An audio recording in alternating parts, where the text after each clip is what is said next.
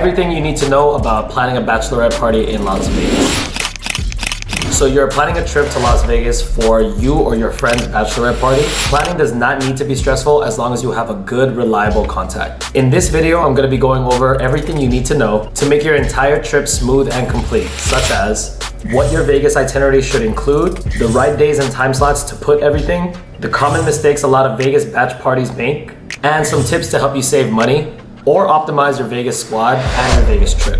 Hey, my name is Norman J. I'm a nightclub promoter here in Las Vegas, and my goal is to help you have the highest quality Vegas party experience.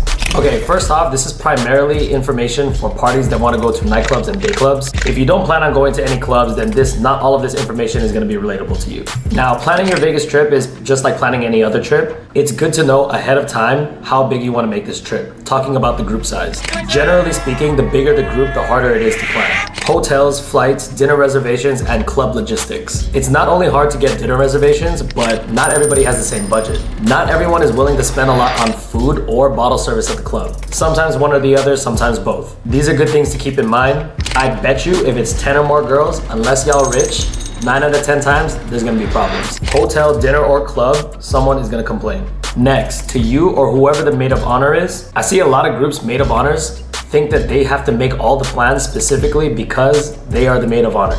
Listen, if there is a Vegas regular in your guys' group or someone more knowledgeable about Vegas than the maid of honor in question, then either get with that person and let them use their contacts or let them help plan, or let them plan the entire Vegas party.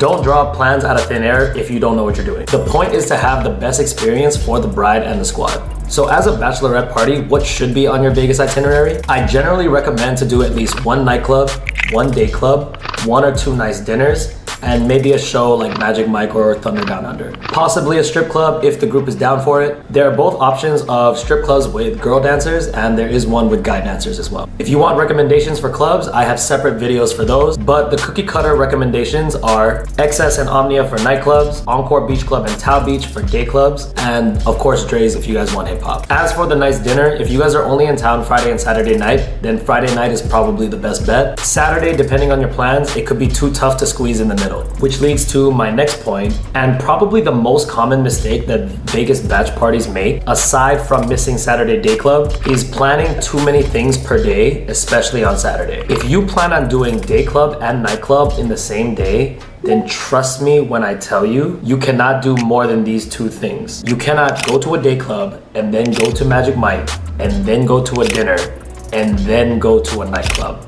It's not gonna happen. You're not gonna make it. And no, this is not a challenge. I'm really just trying to help you guys. If you plan it like this, then now y'all got like 2 or 3 things that you guys missed on the itinerary. Okay, what about brunch? If you guys are gonna do a brunch, then I'd recommend doing it on Friday or Sunday, or even Thursday if you guys are here. If you came to Vegas to party, then do not miss Saturday Dayclub, especially for brunch. Brunch is not special in Vegas, but pool parties are. And while we're on the food topic, every Las Vegas day club serves food. So if you wake up late and somebody insists on eating, but you might not make the guest list times, then just go to the guest list, go to the club first, make the guest list, and then just eat at the day club. Don't show up after the guest list closes and now it's not free. On a side note, I'm not trying to hurt anybody's feelings, but every day a group will ask me if I could do something special with the phrase, "But it's my girl's bachelorette. Is there anything you can do for us?" Okay, congratulations. And I'm sorry, but Vegas does not give any kind of special treatment for a bachelorette party or a birthday. I want to say about 80% of people in Vegas clubs are here for a bachelorette, a bachelor party, or a birthday. So again, I'm sorry, no special treatment can be done just because it's your special weekend. However, Vegas does give special treatment to all girl groups, which I will explain after this next point. Next on the list, I'm not gonna go as far as to say it's a mistake, but it definitely doesn't make your Vegas experience more convenient, is batch parties that bring a guy. Now, it might be a boyfriend, it might be a gay bestie, but in Las Vegas, there are all girl groups and there's everybody else. And there are perks for being an all-girl group. Most clubs' cutoff time for the guest list is later for girls, and some clubs even have an all-girl guest list line, like XS. So that means if you bring a guy or guys, then you have to show up earlier and you have to wait in line longer. And waiting in line is what I would consider the catch of getting in for free. At the end of the day, I'm not telling you what to do, it's your trip, but just know what it is. Some of y'all have had a great experience in Vegas with all your girls, and then another time you brought your boyfriend and it could have been a completely different experience. Okay, now some tips. If it's your batch party or if it's your birthday, it does not hurt to wear the sash or like the tiara, something that says it's your birthday or your bachelorette. This is by far the easiest icebreaker for guys to enter the conversation, to make small talk, where your girls will shamelessly say, buy her a shot. It's a very easy way to get free drinks. Okay, now pro tip with booking hotels. Now, if you don't mind sharing a room with a bigger group, a good girl tip trip that a lot of California girls use a lot is staying at the Venetian or Palazzo. All of the rooms at both Venetian and Palazzo are suites, which means aside from the bed or beds, there's also a living room area. The living room areas have a couch, and these couches are pull-out beds. So if you get a 2-queen suite room and you use the pull-out bed from the couch, and it's 2 to a bed, that's 6 people easy. And you could also order a roll-away bed, so that's 8. And if y'all Filipino like my family, they'll probably try to rock like 11 with that setup. Now, I know some of y'all don't want to share rooms like that, but if you do, it's a great option and it might save you some money. Then all of y'all just need to plan ahead with sharing the bathroom to get ready. Okay, what about staying downtown in Las Vegas? I personally do not like staying downtown. It's too old for me. The vibe, the people, the crowd, everything. I personally like to walk around the strip and feel that Las Vegas Boulevard energy, but a lot of people, especially people from Hawaii, they just feel the urge to stay downtown to save money. Okay, what about limo rides? So if you want to do a limo ride before the club, this is not a bad time slot to do it at all. Around 9 p.m., maybe after your dinner, you get a limo ride, takes you to the Las Vegas Boulevard sign, take pictures. Although I do think that taking pictures in the casino is nicer than at the Las Vegas Boulevard sign just because of the lighting. Some people do have the Las Vegas Boulevard sign on their list, so that's not a bad time slot to do it. A perfect time slot in your weekend for miscellaneous things is Friday daytime. So brunch, the Las Vegas sign, walk the strip, shopping, the Bellagio fountains and gardens, get a Fat Tuesday or get a tattoo. And as for gambling in Vegas can kind of be squeezed in and around everything. So I wouldn't worry too much about setting aside specific time just for that.